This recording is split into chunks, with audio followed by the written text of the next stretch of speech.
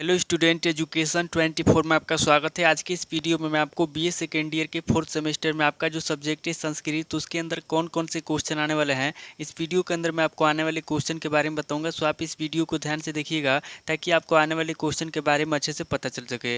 और जो भी स्टूडेंट बीए सेकेंड ईयर के अंदर है, जिनका 4th सेमेस्टर का एग्जाम चल रहा है या फिर 4th सेमेस्टर का एग्जाम होने वाला है, वो लोग कमेंट करके जरूर बताएं कि नेक्स्ट क्वेश्चन पेपर उनको किस सब्जेक्ट के ऊपर चाहिए, ताकि आपके कमेंट के अनुसार मैं आपको क्वेश्चन पेपर दे सकूँ।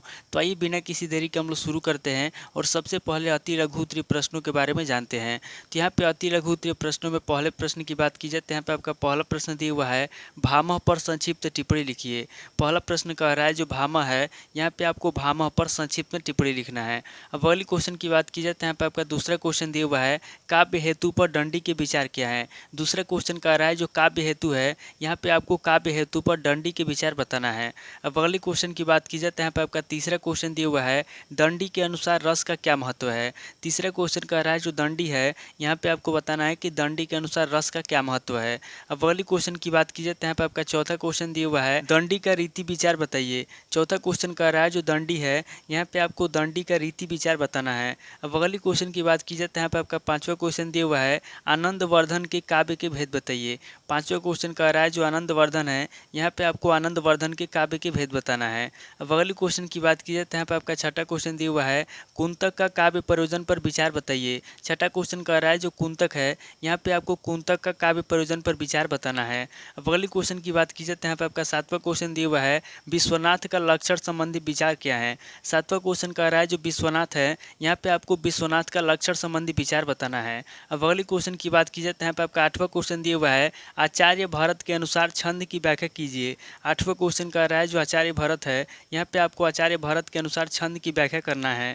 अब अगली क्वेश्चन की बात की जाए तो यहाँ पे आपका नवा क्वेश्चन दिया हुआ है, छंद का वर्गीकरण कीजिए। नवा क्वेश्चन कर रहा है जो छंद है, यहाँ पे आपको छंद का वर्गीकरण करना है। अब अगली क्वेश्चन की बात की जाए तो यहाँ पे आपका 10वां क्वेश्चन दिया हुआ है, उपजाति छंद का लक्षण स्पष्ट कीजिए। 10वां क्वेश्चन कर रहा है जो उपजाति छंद है, यहाँ पे आपको उपजाति छंद का लक्षण स्पष्ट करना है। अब अगली क्वेश्चन की बात की जाए तो यहाँ पे आपका 11वां क्वेश्चन दिया हुआ है, भुजंग पर्यात छंद की परिभाषा लिखिए। 11वां क्वेश्चन कर रहा है जो भुजंग पर्यात छंद है, यहाँ पे आपको भुजंग पर्यात छंद की परिभाषा लिखना है। अब अगली क्वेश्चन की बात की जाए तो यहाँ पे आपका 12वां क्वेश्चन दिया हुआ है, समाचार को परिभाषित कीजिए। 12वां क्वेश्चन कह रहा है जो समाचार है, यहाँ पे आपको समाचार को परिभाषित करना है, यानी कि समाचार की परिभाषा लिखना है।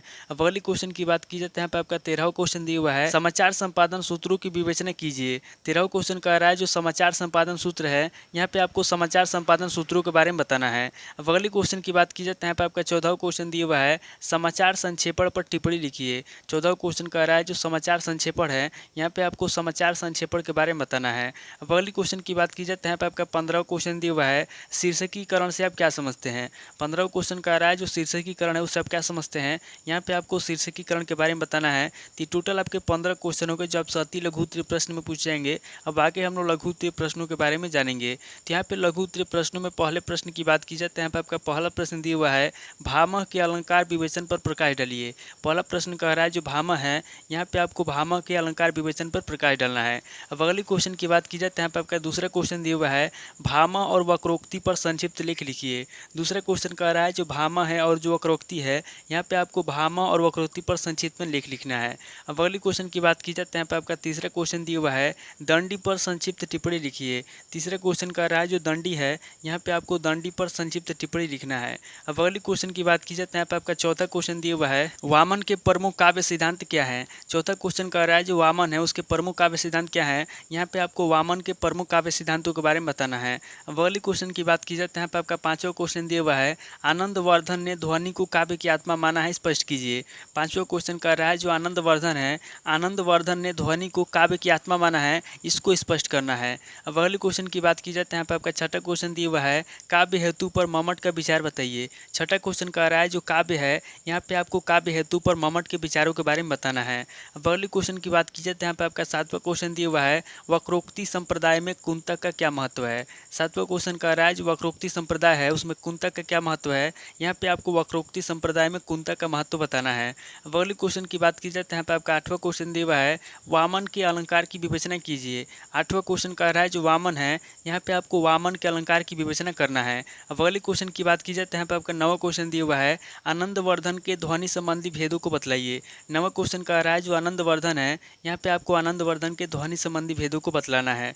अब अगले क्वेश्चन की बात की जाए तो यहाँ पे आपका 10वां क्वेश्चन दिया हुआ है, आचार्य क्षेमेंद्र के अनुसार औचित्य के भेदों का संक्षिप्त विवेचन प्रस्तुत कीजिए। 10वां क्वेश्चन कह रहा है जो आचार्य क्षेमेंद्र है, यहाँ पे आपको आचार्य क्षेमेंद्र के अनुसार औचित्य के भेदों के बारे में बताना है और उसका संक्षिप्त विवेचन प्रस्तुत करना है। अब अगले क्वेश्चन की बात की जाए तो यहाँ पे आपका 11वां क्वेश्चन दिया हुआ है, वाक्यम रसात्मक काव्यम कारिका का संदर्भ सहित उल्लेख कीजिए। 11वां क्वेश्चन कह रहा है जो वाक्यम रसात्मक काव्यम है, यहाँ पे आपको इस कारिका का संदर्भ सहित उल्लेख करना है। अब अगले क्वेश्चन की बात की जाए तो यहाँ पे आपका 12वां क्वेश्चन दिया हुआ है, वसंत तालिका छंद का सोदाहरण लक्षण दीजिए। 12वां क्वेश्चन कह रहा है जो वसंत तालिका छंद है, यहाँ पे आपको वसंत तालिका छंद का उदाहरण सहित लक्षण देना है। अब अगले क्वेश्चन की बात की जाए तो यहाँ पे आपका 13वां क्वेश्चन दिया हुआ है, शार्दुल विक्रीडित छंद का लक्षण तथा परिभाषा प्रस्तुत कीजिए। 13वां क्वेश्चन कह रहा है जो शार्दुल विक्रीडित है, यहाँ पे आपको शार्दुल विक्रीडित छंद का लक्षण बताना है और उसकी परिभाषा लिखना है। अब अगले क्वेश्चन की बात की जाए तो यहाँ पे आपका 14वां क्वेश्चन दिया हुआ है, समाचार लेखन की विलोम पिरामिड शैली पर संक्षिप्त टिप्पणी लिखिए। 14वां क्वेश्चन कह रहा है जो समाचार लेखन की विलोम पिरामिड शैली है, यहाँ पे आपको समाचार लेखन की विलोम पिरामिड शैली के बारे में बताना है।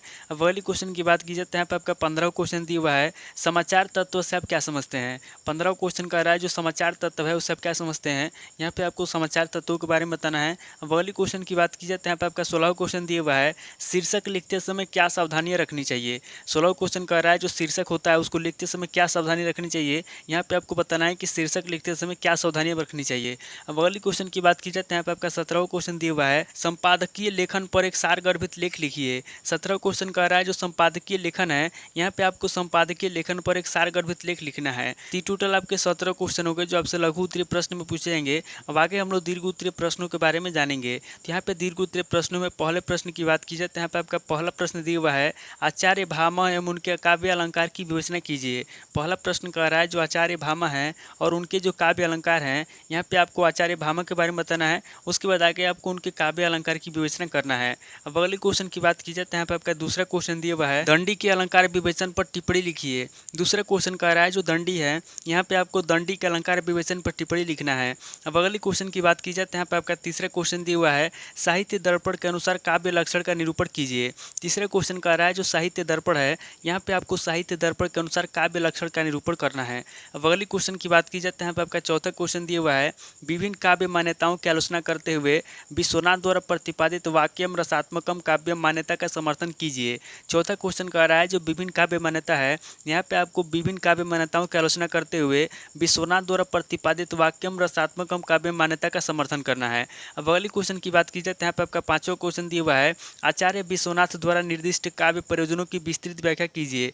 पांचवा क्वेश्चन कह रहा है जो आचार्य विश्वनाथ है, यहाँ पे आपको आचार्य विश्वनाथ द्वारा निर्दिष्ट काव्य प्रयोजन की विस्तृत व्याख्या करना है। अब अगले क्वेश्चन की बात की जाए तो यहाँ पे आपका छठा क्वेश्चन दिया हुआ है, अनुच्छेद लेखन का क्या तात्पर्य है, अनुच्छेद की विशेषताओं एवं कार्यों की विवेचना कीजिए। छठा क्वेश्चन कह रहा है कि अनुच्छेद लेखन का क्या तात्पर्य है, यहाँ पे आपको सबसे पहले अनुच्छेद लेखन के बारे में बताना है, उसके बाद आगे आपको अनुच्छेद की विशेषताओं और कार्यों की विवेचना करना है। अब अगले क्वेश्चन की बात की जाए तो यहाँ पे आपका सातवां क्वेश्चन दिया हुआ है, विज्ञापन लेखन किसे कहते हैं, विज्ञापन के प्रकारों को संक्षेप में बतलाइए। सातवां क्वेश्चन कह रहा है कि विज्ञापन लेखन किसे कहते हैं, यहाँ पे आपको सबसे पहले विज्ञापन लेखन के बारे में बताना है, उसके बाद आगे आपको विज्ञापन के प्रकारों को संक्षेप में बतलाना है। अब अगले क्वेश्चन की बात की जाए तो यहाँ पे आपका आठवां क्वेश्चन दिया हुआ है, श्रेष्ठ समाचार लेखन की विशेषताओं या गुणों की विवेचना कीजिए।